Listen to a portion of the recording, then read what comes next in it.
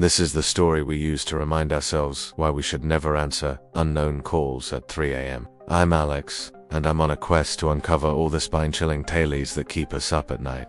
And one of those tailies pertains to phone calls, or as they're known in the horror community, gateways to terror. It means exactly what you think it means. And of course, as a certified horror enthusiast, I've done my fair bit of late-night storytelling. Right, just off the top of my head, I've shared tailies about haunted houses, cursed objects, and things that go bump in the night. So I know what I'm talking about. But when it comes to this particular story, whether you're just looking for a quick scare or something to keep you paranoid for weeks, it is worth learning that not all phone calls are as innocent as they seem. And so without further ado, let us metaphorically dim the lights as I uncover a tale that will make you think twice before answering your phone after midnight. You know, when I first heard this story, living the late-night lifestyle during a horror movie marathon, the first confusing thing that I noticed is that phone calls in horror stories, and as it turns out everywhere else, insist upon coming at the worst possible times.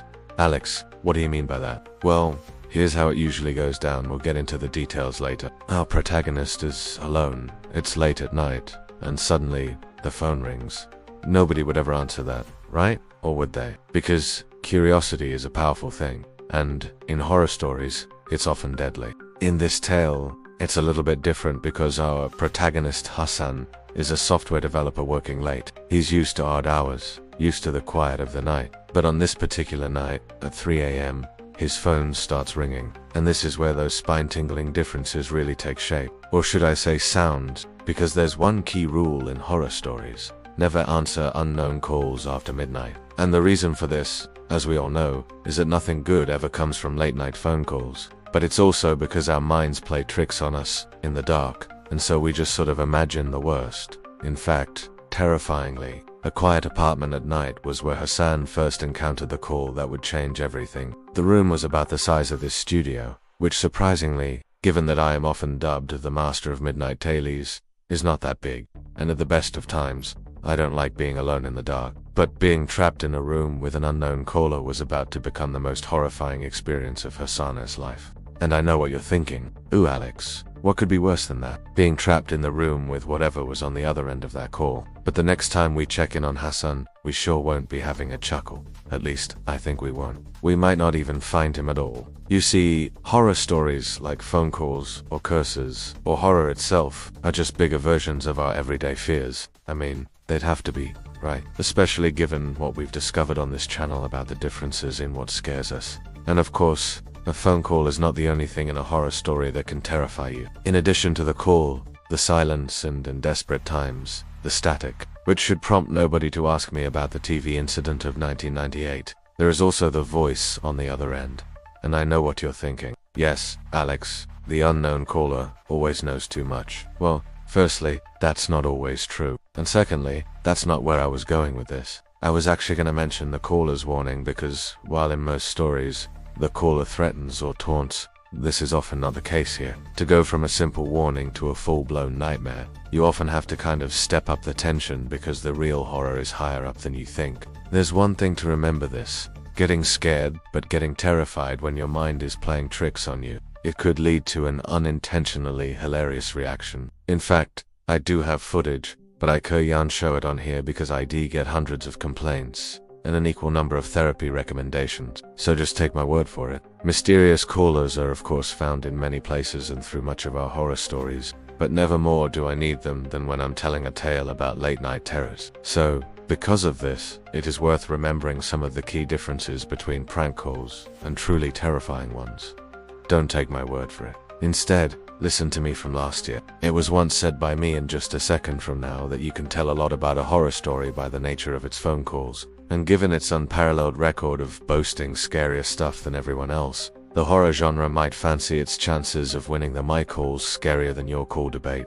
But the truth is, and you might find this shocking, real-life calls can be scarier. You can't talk about scary calls without talking about the voice. The voice is the haunting sound that keeps the protagonist attached to the call like a moth to a flame. And the only reason I made an insect simile there was to draw your attention to the miniature horror scene I made from phone cords and action figures while I was bored. Anyway, There are several key differences in this department. In Hassan's case, the voice is ever so slightly familiar and crucially threatening. This makes it scarier and impossible to ignore. How do I know that? Because I was a teenager with an overactive imagination once. But whereas most scary calls, that is prank calls, are decidedly harmless, that's not always the case in horror stories. Sure, some calls, the ones whose callers sound like creepy whispers, definitely do have 3 acts. But some calls, which are easily the more outgoing and competitive of the two, are biphasic due to the manner in which each story feeds the fear into the narrative. There's also a difference in how they hang up the call.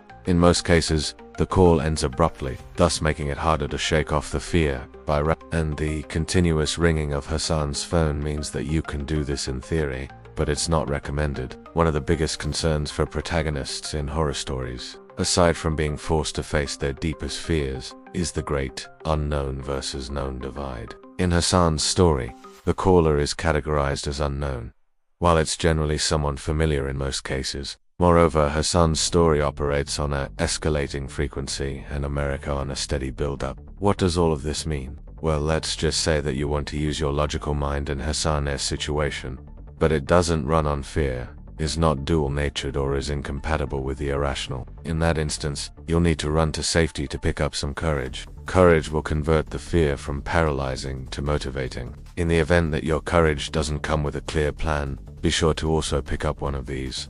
This plan is magic. It allows you to turn your type A or B fear response into a type G brave response. For protagonists visiting horror stories, the same applies, but in reverse. A step-by-step plan might also be needed to safely navigate the situation. Both are widely available for protagonists and viewers on Amazon. I'd say the most obvious difference between real-life calls and horror story calls is the atmosphere. When I first heard a horror story about phone calls, I couldn't believe how tense it was, and not in a Morgan Freeman type way. I mean, this was a no-sleep story, I just mean it was atmospheric.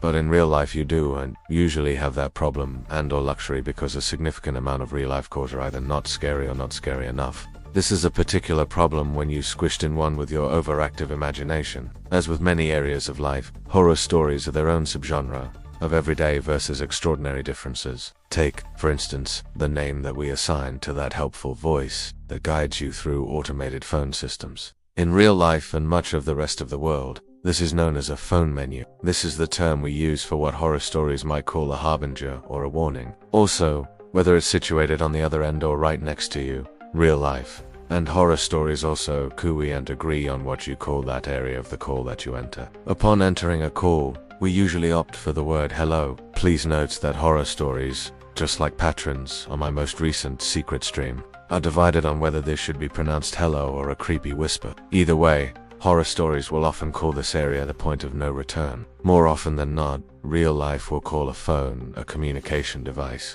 Horror stories will call a phone a portal to terror.